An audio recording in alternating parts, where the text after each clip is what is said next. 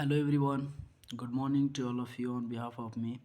This is Pankaj Kumar from Incredible English Tutorial. Welcome back to all of you in my channel. आज का जो topic है हमारा passage से related है। जैसा कि आप लोग को पता होगा कि मैट्रिक का जो एग्ज़ाम है बहुत ही नज़दीक आने वाला है, जो कि हमारा लगभग 15 फरवरी से मैट्रिक का एग्ज़ाम और 1 फरवरी से इंटर का एग्ज़ाम शुरू होने वाला है। जैसा कि आप लोग जानते होंगे अच्छी तरह से कि ये जो मैट्रिक का एग्ज़ाम जो होता है उसमें इंग्लिश का मार्क्स ऐड नहीं होता है, लेकिन उसमें कम से कम आपको 30% मार्क्स कंपलसरी होता है कि 30% पासिंग मार्क्स कम से कम आपको लाना ही लाना है। तो पासिंग मार्क्स किस तरह से हम लाएं, ऐसा क्या करें ताकि हमको 30% से अबव नंबर आ जाए और हम जो है अच्छी तरह से एग्ज़ाम को पास भी कर पाएँ। 80% 85% मार्क्स फुल मार्क्स हम ला सकें। तो आज का जो टॉपिक है हमारे लिए बहुत ही इम्पोर्टेंट टॉपिक है, जो कि अगर जो 10th क्लास के बच्चे हैं उनके लिए भी बहुत इम्पोर्टेंट है और जो 12th क्लास के बच्चे हैं उनके लिए भी बहुत ही इम्पोर्टेंट टॉपिक है, जो कि हमारा पैसेज से रिलेटेड है। पैसेज ये जो हमारे एग्ज़ाम में पूछा जाता है, लगभग 10 से 20 मार्क्स का क्वेश्चन जो है हमारा पैसेज से पूछा जाता है। ओके, जिसमें से 10 से 20 मार्क्स में अगर हम इस पैसेज को अच्छी तरह से पढ़ लें, अगर 2 से 5 बार 10 बार अगर इस पैसेज का प्रैक्टिस कर लें, तो हम इजीली 15 से 17 नंबर गेन कर सकते हैं ईजिली। इसमें किसी भी तरह का डाउट नहीं है। इसका सिर्फ और सिर्फ प्रैक्टिस करना है। प्रैक्टिस क्या करना है उसके बारे में हम बताते हैं। इसका क्या रूल्स और रेगुलेशंस हैं, क्या इसके फॉलो करने हैं, किस रूल्स को फॉलो करना है, क्या हमारे पास इसका ट्रिक्स है, उस ट्रिक्स को हम आज आप लोगों के बीच शेयर करने वाले हैं। अगर जो भी बच्चे 10th के हैं या तो 12th के हैं, अपने कलम और कॉपी लेकर बैठ जाएं और बस 10 से 15 मिनट का वीडियो है, ये आप लोग पूरी तरह से सीख लें। और जो भी आपके फ्रेंड्स हैं उनके बीच अगर वीडियो अच्छा लगे तो उनको शेयर करें, लाइक करें, और अगर जो मेरे चैनल पे नए हैं वो चैनल को सब्सक्राइब कर दें। तो चलिए आते हैं हम वीडियो पे। सबसे पहली बात तो आप लोग को ये ध्यान देना है कि जो क्वेश्चन में लिखा हुआ है, जैसे हमारा लिखा हुआ I like to collect stamps of various countries, this is my hobby, I have been doing it since my childhood days, school days, है ना। मतलब जो क्वेश्चन में दिया हुआ है उसी से रिलेटेड, उसी को लेके हमको पूरा क्वेश्चन तक और पूरा आंसर तक चलना है। मतलब इसका कहने का मतलब क्या है, जैसे उतना ही समझना है जितना क्वेश्चन में दिया हुआ है। हमारा कहने का मतलब ये है कि जैसे अगर हमारा मान लिया जाए, कहा जाए कि ये जो हमारा रेड फोर्ट है, लाल किला है, अगर हम जानते हैं कि रेड फोर्ट हमारा कहाँ है, दिल्ली में है, और क्वेश्चन में अगर हमारा दिया हुआ है कि रेड फोर्ट कहाँ है, बिहार में है, रेड फोर्ट कहाँ है, बिहार में, तो क्वेश्चन के हिसाब से ही हमको चलना है। जो क्वेश्चन में दे दिया, जो राइटर बोल दिया, जो यहाँ पे दिया हुआ है उसी को लेके चलना है, ना कि हम दिल्ली को लेके चलेंगे। अगर ये हम दिल्ली को लेकर चलते हैं तो वो क्वेश्चन हमारा, आंसर हमारा गलत हो जाएगा, क्योंकि वो एग्जामिनर आपको ये नहीं देखना चाहता कि आपके पास जीके का कितना कमांड है, जीएस का कितना कमांड है। एग्जामिनर आपको ये देखना चाहता है कि इसके पास माइंड कितना है, कितना दिमाग ये यूज कर सकता है, कहीं एक्स्ट्रा दिमाग तो नहीं यूज कर रहा है ना। जो ज़्यादा दिमाग यूज इसमें नहीं करना, ये सबसे मेन फैक्ट है हमारा, कि जितना उस क्वेश्चन में दिया हुआ है बस हमको उतना ही समझना है। ओके, ये हमारा हो गया फर्स्ट रूल। नेक्स्ट जो हमारा सेकेंड रूल होता है, सेकेंड रूल कहता है follow the skimming and scanning method. Skimming and scanning method हमारा जो होता है ये होगा हमारा skimming and scanning. Skimming and scanning ये हमारा होता क्या है, स्कैमिंग एंड स्कैनिंग, जरा ध्यान से अगर आप लोग मूवी वगैरह जब देखते होंगे तो ये पता होगा कि ये हमारा ओशियन है, समुद्र है। जब यहाँ से कोई पक्षी पास करता है, उड़ता है वहाँ पे, तो स्कीम करता है। स्कीम का मतलब क्या है, जैसे यहाँ से पक्षी आया यहाँ से स्कीम करते हुए फिर ऊपर चला गया, मतलब इसको हल्का सा छूते हुए पास कर गया यहाँ से, ये हमारा कहलाता है स्कीमिंग। और स्कैनिंग क्या होता है, सीटी स्कैन वगैरह जब किया जाता है, सीटी स्कैन, तो इसमें स्कैन किया जाता है। स्कैन करने का मतलब क्या है, उस बॉडी पार्ट में एक एक पार्ट को अच्छी तरह से देखना, अच्छी तरह से स्कैन करना। जब प्रिंटर वगैरह लैपटॉप से हम लैपटॉप और प्रिंटर के बीच स्कैनिंग करते हैं, तो वो हमारा जितना भी वर्ड होता है एक एक वर्ड को स्कैन करता है।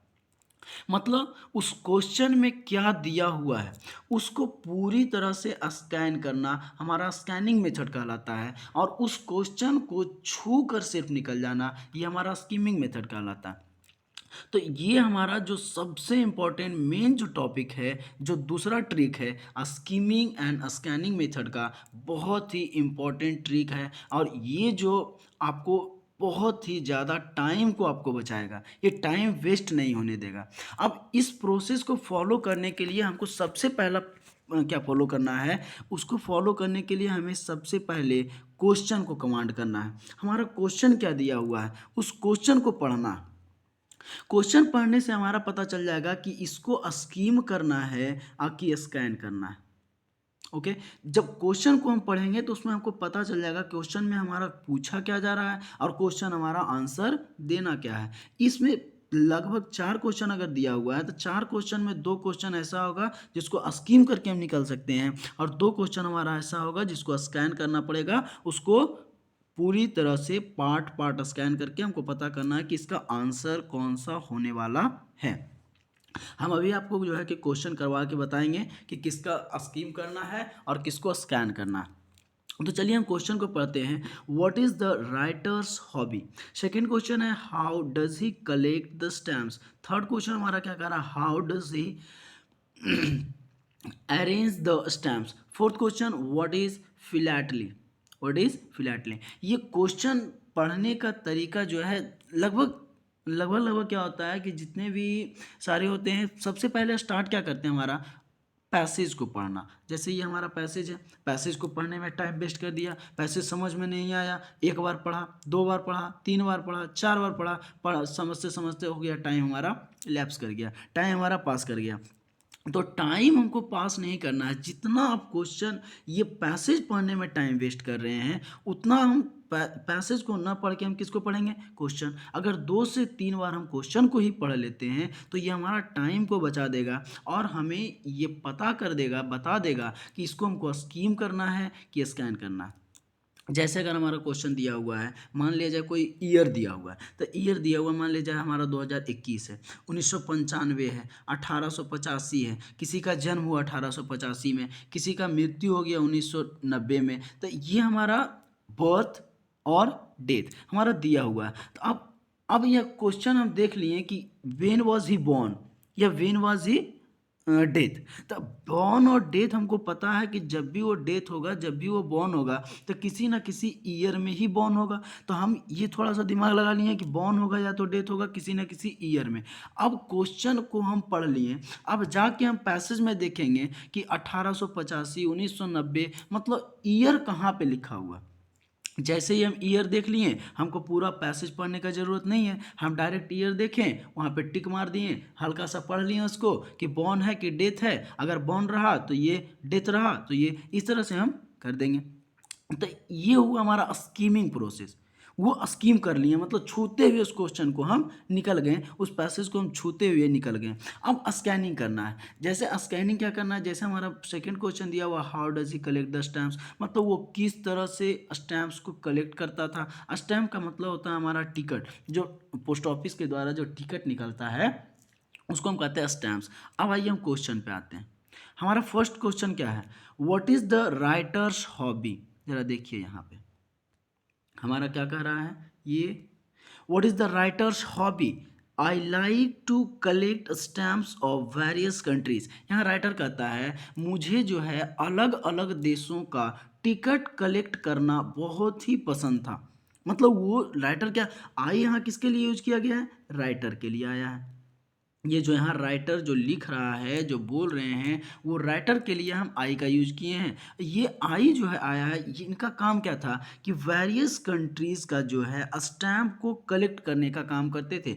This is my hobby. अगर आप पहला क्वेश्चन को पढ़े होंगे तो यहाँ पता होगा कि ये हॉबी क्या है इनका। What is the writer's hobby? What is the writer's hobby? तो इसमें हमको लिखना है द राइटर्स हॉबी वॉज क्या? The writer's hobby was collect stamps of various countries. Writer's hobby क्या है ये? अब यहाँ पे देखिए, हम अभी बोले आप लोग को was, क्या बोले? was। अब यही प्रोसेस फॉलो हमको जो फर्स्ट प्रोसेस बताए थे इसी का यूज करना। यूज कैसे करना है? हम अभी क्या बोले थे? उतना ही समझे जितना बता रहा है। मतलब हमको क्वेश्चन के हिसाब से ही चलना है, न कि अपने हिसाब से चलना है। ये क्या कह रहा है? I like to collect stamps of various countries. हमें जो है अलग अलग देशों का स्टैम्प करना, स्टैम्प को कलेक्ट करना बहुत ही पसंद है कि पसंद था। यहाँ यूज किया है लाइक का। मतलब लाइक जो होता है हमारा भार्ब का फर्स्ट फॉर्म होता है, और भार्ब का फर्स्ट फॉर्म जो होता है हमारा प्रेजेंट का होता है, और प्रेजेंट में भी हमारा इंडेफिनिट का होता है। तो ये हमारा जो लाइक है प्रेजेंट इंडेफिनिट का है, इसका मतलब ये जो हमारा आंसर भी होगा प्रेजेंट इंडेफिनिट का ही होगा। अब ये हमें इतना दिमाग नहीं लगा लेना है कि ये राइटर है नहीं, राइटर था, तो राइटर था नहीं अब होगा, ये हमारा यही प्रोसेस को फॉलो करना है। तो वाज का यूज हम नहीं करेंगे, बल्कि किसका यूज करेंगे? इसका यूज करेंगे। अब इसको हम सेंटेंस बनाना है। द सेंटेंस बनाने के लिए हम क्या करेंगे? सेंटेंस जैसा कि हम जानते हैं कि सेंटेंस को बनाने के लिए सब्जेक्ट का जरूरत पड़ता है, वर्ब का जरूरत पड़ता है, और हमारा अदर वर्ड का जरूरत पड़ता है। तो सब्जेक्ट के रूप में हम क्या ले लिए? आई। आई हम नहीं लेंगे, आई के बदले में हम यूज करेंगे क्या? The writers. The writers. The writers. अब क्या वर्ब लगाएंगे? तब राइटर्स क्या? Writers this is my hobby. किसका हॉबी? राइटर्स का हॉबी। तो द राइटर्स हॉबी। अब लाइक है, लाइक प्रेजेंट का है, और हम जानते हैं कि इज भी हमारा प्रेजेंट का होता है। द राइटर्स हॉबी इज क्या? To collect stamps of various countries. यहाँ पे लिख देते हैं हम, लिखने का जरूरत नहीं है, थोड़ा सा इंडिकेट कर देते हैं। क्या है देखिए, ये हमारा हो गया the writer's hobby is to collect stamps of various countries. यही हमारा राइटर्स का हॉबी है। अब है था नहीं, ये मत देखिएगा कि था है तो यहाँ पे हम वाज का यूज कर देंगे। ठीक है, जितना हमारा क्वेश्चन कहा जा रहा है हमको उतना ही करना है। नेक्स्ट क्वेश्चन जरा हम देखते हैं। नेक्स्ट हमारा क्वेश्चन क्या कर रहा है? How does he collect the stamps? ये जो राइटर्स था तो किस तरह से अपना स्टैम्प्स को, टिकट को कलेक्ट करता था? तो देखिए यहाँ पे हमारा नेक्स्ट जो आंसर हमारा होने वाला है, देखिए पढ़िए। I like to collect stamps of various countries, this is my hobby, I have been doing it since my childhood school days. मतलब ये कब से कर रहा था? जब वो स्कूल डेज में थे उसी समय से वो अपना स्टैम्प्स को कलेक्ट कर रहे थे। मतलब कलेक्ट करने का काम वो अपने स्कूल के दिन से ही कर रहे थे। My friends send me stamps and some I take out from the envelope that I receive from them. When new stamps are released, I go and buy them from the general post office. अब देखिए जरा यहाँ question, my friends send me stamps and some I take out from the envelope. मतलब यहाँ क्या कह रहे हैं कि मेरे दोस्त जो है भेजते थे, सेंड मी स्टैम्प्स, क्या चीज़? टिकट, and some I take out from the envelope, और उसको जो है हम इन्वेलप से निकालते थे, that I receive from them. मतलब ये वहाँ से रिसीव करते थे। और कहाँ से करते थे? सबसे पहला हमारा क्लू मिल गया, कहाँ से? इन्वेलप से। इन्वेलप नहीं, फ्रेंड से। कहाँ से मिला? हमारा फ्रेंड से मिला। मतलब हम सबसे पहले कहाँ से लेते थे? वो फ्रेंड से लेते थे। दूसरा देखिए, envelope that I receive from them when new stamps are released I go and buy them from the general post office. अब जब मान लीजिए वो जो पुराने थे वो कहाँ से लेते थे? फ्रेंड से। अब जो नया इन्वेलप आता था, नया स्टैम्प्स आता था, वो कहाँ से लेते थे? पोस्ट ऑफिस से। कहाँ से लेते थे? पोस्ट ऑफिस से। अब यहाँ हमारा क्लू मिल गया। हमारा पहला क्वेश्चन था, दूसरा क्वेश्चन था वो how does he collect the stamps, मतलब कैसे स्टैम्प्स को कलेक्ट करते थे। तो कैसे करते थे, पहला तो हमारा फ्रेंड से करते थे, और दूसरा अगर जो नया नया आता था उसको पोस्ट ऑफिस से करते थे। तो हम क्या लिख सकते हैं, ही कलेक्ट्स, मतलब वो कलेक्ट्स करते थे। ही कलेक्ट्स क्या, ही कलेक्ट्स क्या कलेक्ट करते थे, स्टैम्प्स को, the stamps, he collect the stamps कहाँ से, फ्रॉम, पहला बताएं क्या, from his friends, from his friends, from his friends. अब कहाँ से स्टैम्प करते थे, I take out from the envelope, कहाँ से लेते थे, इनवेलप से लेते थे, इनवेलप्स। और कहाँ से लेते थे, और पोस्ट ऑफिस से लेते थे, कहाँ से लेते थे, एंड जनरल पोस्ट ऑफिस। यहाँ देखिए ये पूरा क्लियर हो जाएगा। From the general post office, यहाँ अगर देख पा रहे होंगे तो यहाँ लिखा होगा he collects the stamps from his friends, और इनवेलप से करते थे, और साथ साथ में जनरल पोस्ट ऑफिस से भी ये क्या करते थे, स्टैम्प को कलेक्ट करते थे। ये हमारा सेकेंड क्वेश्चन हो गया। थर्ड क्वेश्चन अगर देखते हैं, थर्ड क्वेश्चन क्या करा, how does he arrange the stamps, मतलब वो जो अरेंज, अपने स्टैम्प्स को अरेंज मतलब सजाना, वो किस तरह से अरेंज करते थे अपने स्टैम्प्स को। तो देखिए हमारा, अगर हम पैसेज पे चलते हैं, when new stamps are released I go to the general post office, I arrange the stamps in 3 books। कैसे करते थे, वो अपने जो स्टैम्प्स का अरेंजमेंट करते थे, कितने बुक्स में करते थे, इन 3 बुक्स। हम पहले क्लू को लिख लेते हैं, ठीक है। अब क्या करते थे, वो अपने अकॉर्डिंग टू द कंट्री, मतलब जिस हिसाब से उनके पास कंट्री, जैसे वो बोले थे कि अलग अलग वेरियस कंट्रीज से वो इन्वेलप, वेरियस कंट्रीज का स्टैम्प्स लेते थे। मान लीजिए कुछ इंडिया का था, कुछ चाइना का था, कुछ पाकिस्तान का था, कुछ अमेरिका का था, कुछ हमारा न्यूजीलैंड का था। तो जहाँ हर जगह का इनके पास जो है कि हर कंट्री से स्टैम्प्स आता था, तो वो अलग अलग कंट्रीज का स्टैम्प्स अलग अलग रखते थे, मतलब according to the country, country के हिसाब से रखते थे, according to the country, and the denomination, और डिनोमिनेशन भी होता था। डिनोमिनेशन का मतलब हमारा होता है धर्म के अनुसार, किस धर्म का स्टैम्प्स आया है, हिंदू है, मुस्लिम है, सिख है, ईसाई है, मतलब किस धर्म का, किससे रिलेटेड हमारा किस डोमिनेशन का जो हमारे पास स्टैम्प्स आया, उनको अलग अलग कलेक्ट करते थे। मतलब वो कलेक्ट तो करते थे, अरेंज करते थे,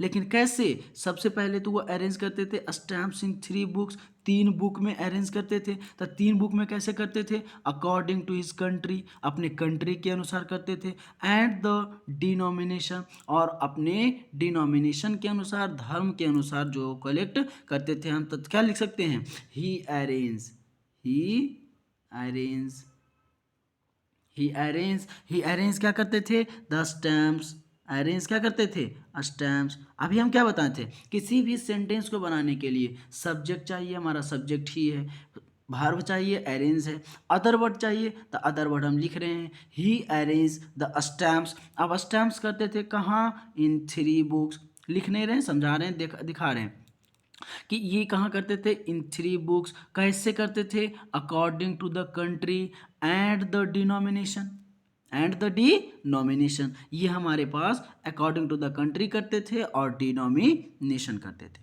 ओके, नेक्स्ट क्वेश्चन देखते हैं। अब देखिए जरा 4th नंबर क्वेश्चन, इसी क्वेश्चन को हमको स्कीम करना है। बस अगर हम चाहते तो इस क्वेश्चन को हम पहले भी बना देते बाय स्कीमिंग, मतलब डायरेक्ट हमको क्वेश्चन पता चल जाता। जैसे क्या करा, व्हाट इज फिलैटली, जरा खोजिए फिलैटली कहाँ है क्वेश्चन में, फिलैटली हमारा ये मिल गया। तो what is philately, the term for stamp collection, मतलब स्टैम्प का जो हमारे पास कलेक्शन है, ये हमारा कलेक्शन है, इसी को हम क्या कहते हैं, फिलैटली कहते हैं। इस क्वेश्चन को हम डायरेक्ट छू के निकल गए, न कि इसको स्कैन करना पड़ा हमको। इस क्वेश्चन को पूरी तरह से स्कैन नहीं करना पड़ा, हम इसको क्या किए, स्कीम किए। स्कीम कैसे किए, हमारा क्वेश्चन कह रहा है what is philately, what is philately. तो फिलैटली हमारा है क्या, तो सबसे पहले खोजिए फिलैटली है कहाँ, तो फिलैटली यहाँ है। इसको हम डायरेक्ट स्कीम करेंगे। फिलैटली का मतलब क्या होता है, the term for stamp collection, मतलब स्टैम्प का कलेक्शन करना ही हमारा फिलैटली कहलाता है। स्टैम्प का कलेक्शन करना क्या कहलाता है, फिलैटली। तो ये हमारा हो गया answer, the term for stamp collection is called philately, is called philately. तो ये हमारा क्वेश्चन का आंसर हो गया। 4 नंबर क्वेश्चन, 4 क्वेश्चन था, चारों क्वेश्चन का हमारे पास आंसर पूरी तरह से है। अब ये एक बार वीडियो देखिए, फिर अपने मन से क्वेश्चन को बनाने का कोशिश कीजिए, और ये आपके लिए बहुत ही बेस्ट ट्रिक्स है, और इसके जरिए आप अच्छे तरह से, ठीक है, अच्छे तरह से अच्छा खासा नंबर गेन कर सकते हैं। ठीक है, तो अगर वीडियो आप लोग को अच्छा लगा तो वीडियो को लाइक शेयर कर दें अपने फ्रेंड्स में, ताकि वो भी कुछ सीख सकें। और अगर हमारे चैनल पे नए हैं तो चैनल को सब्सक्राइब कर दें, और सब्सक्राइब करते हुए बेल आइकन को भी प्रेस कर दें। Thank you for much watching my video. फिर मिलते हैं नेक्स्ट वीडियो में एक अलग ही अंदाज में, अलग क्वेश्चन लेके, अलग चैप्टर का क्वेश्चन लेके। हर एक चैप्टर का आपको सॉल्यूशन मिलेगा तब तक जब तक कि आपका 10th और 12th का एग्ज़ाम क्लियर नहीं हो जाता। आप लोग के लिए हम हमेशा अवेलेबल हैं, हमेशा अवेलेबल थे, और हमेशा अवेलेबल रहेंगे, क्योंकि हम हमेशा अपने बच्चों को ज़्यादा इम्पोर्टेंस देते हैं और हमेशा उनके पीछे टाइम स्पेंड करते हैं। Okay, thank you for watching my video. फिर मिलते हैं नेक्स्ट वीडियो में, तब तक के लिए be careful and be happy.